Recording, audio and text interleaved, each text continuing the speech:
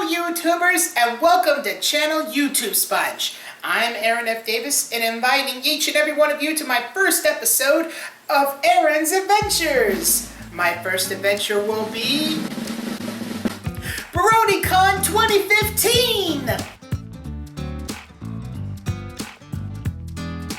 Oh my gosh. BronyCon was one of, if not the best events I've ever experienced. But before I get into what you've been missing, I'll give you a little backstory of how this remarkable man became a good fan of My Little Pony, or in this case, a brony. The story begins. October 10th, 2010, a few days before my 18th birthday. This was the date My Little Pony Friendship is Magic first aired on live television. During that time, I was focused on my schoolwork and graduating high school. I didn't know diddly squat about the show. It wasn't until after I graduated that I had trouble finding the right college. That's when the magic comes into view. In a state of depression, I clicked on a few links to watch a few videos on YouTube when I accidentally found a clip from the show. It was from the episode The Last Roundup, where the characters reenact a scene from the classic I Love Lucy bit with the chocolate conveyor belt. I admit it did put a little smile in my heart, but it wasn't enough to convince me. Yet. A few years later, I was watching my TV, bored to tears. I came across Friendship is Magic again on the hub, now turned into Discovery Family. The episode I watched was entitled Just in Time. When I watched this, the TV was on mute, so I had to read the subtitles while watching it. After seeing that full episode, it got me even more curious. So, I went onto YouTube once again and started watching a marathon of these episodes that are all from a single season rolled into one video. From the first episodes, I was shocked and amazed. Such good listening music, hilarious moments, and lovable characters. I felt like a miracle had happened to me right then and after. Yes, I have told my family about it, and they weren't shocked by any means. In fact, they seemed generic about this revelation.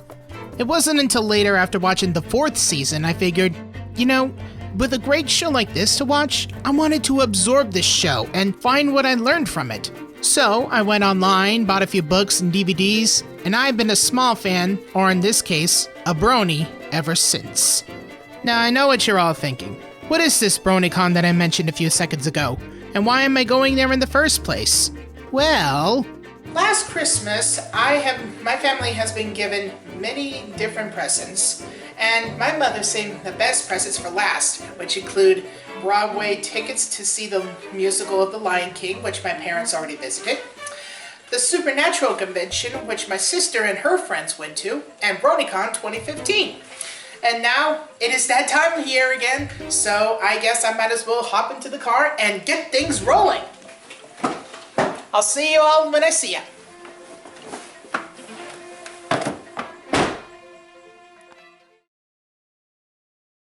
My mother and I are getting ready to pack up and ready to go, right around 1 p.m. So I'll kill some time by telling you a little bit about the show itself. The show takes place in the magical world of Equestria, home to many ponies alike, unicorns, pegasi, and earth ponies, not to mention other donkeys and any other magical creatures you come encounter. But basically, it centers around 6 female ponies, known only by fans as the main 6.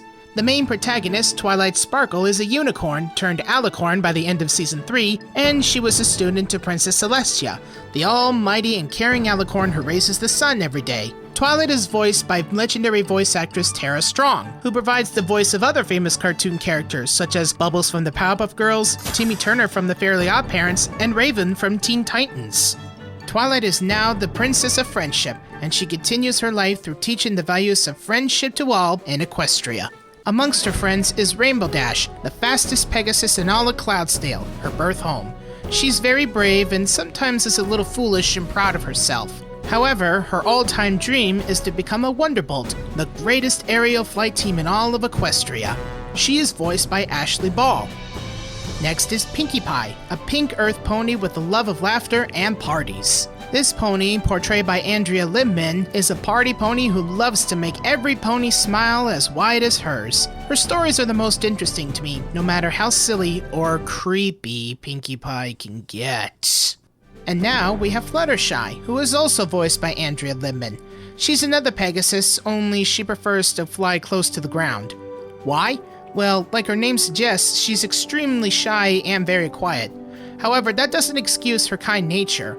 She cares and communicates with animals, but when things get out of sorts for her, she can use her stare only when necessary. Then we have Rarity, the fashionista unicorn. She is voiced by Tabitha St. Germain, and Rarity lives up to her title.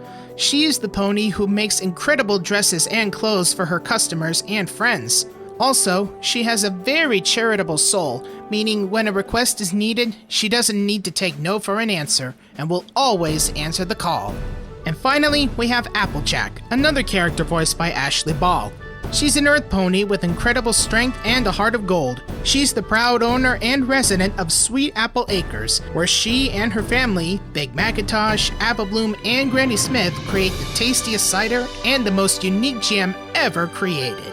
Along with these great characters, there are other memorable and lovable side characters, such as the Cutie Mark Crusaders, which consist of Apple Bloom, Applejack's little sister, Sweetie Belle, Rarity's little sister, and Scootaloo, Rainbow Dash's protege. There's also Zecora, the only zebra ever shown on the show, Spike, Twilight's #1 dragon and assistant, and many other characters you'll come to know and love, including Cheese Sandwich, Lyra, Octavia, and Muffins, or are most likely known by fans as Derpy.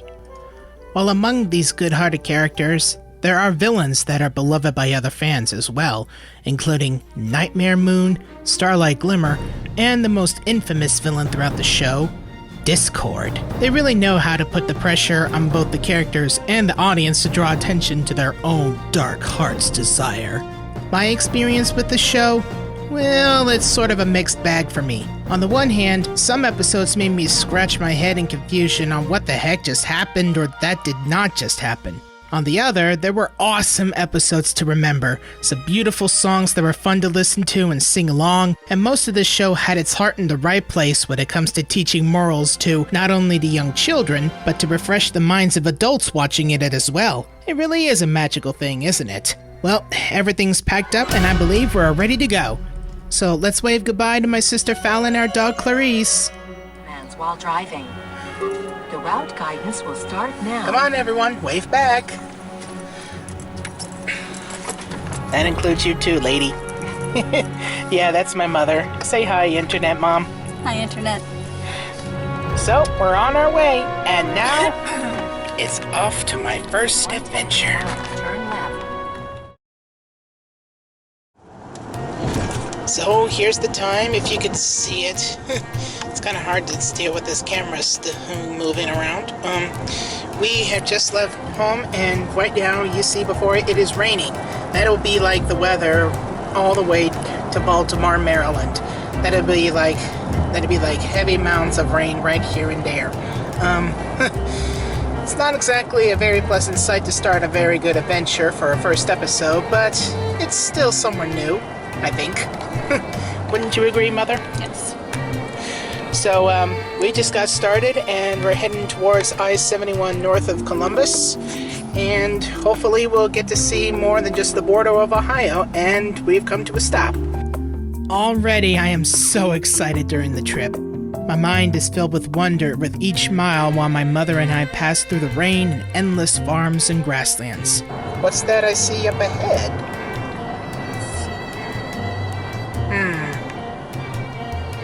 Well, folks, it looks like we're going to be a little late. But don't worry, the adventure will continue, I promise. While we're stuck in traffic, let's talk more about the show itself, shall we? During the taping of this video, there have been a total of 4 generations of the My Little Pony franchise, this one being the most recent with a total of 5, going on 6, seasons of My Little Pony Friendship is Magic so far.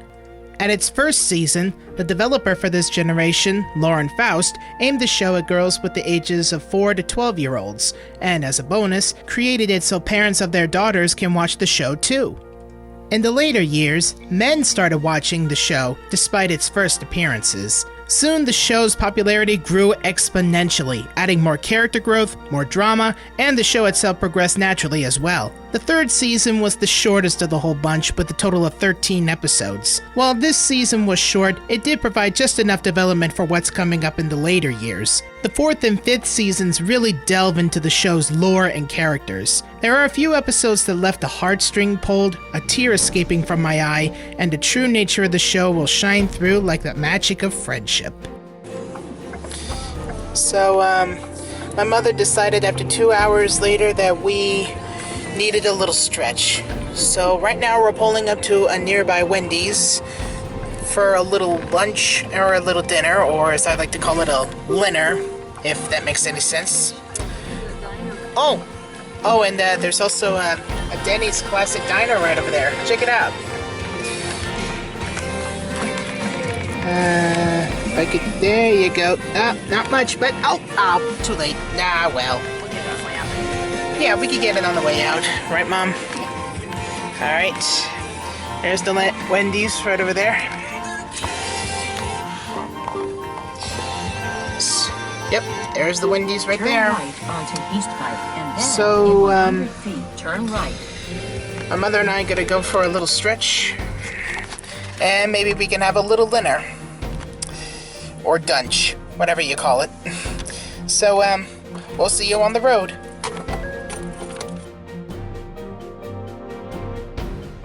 After a quick dinner, we are back on the road. Hey Mom, shouldn't you finish that before we drive out? A few more hours passed, we stopped for gas, and I took my camera out to shoot a few things all around me. I know, I should probably save my videos for recording the convention, right? Well, how did I know of this convention? And how long has the convention been going on?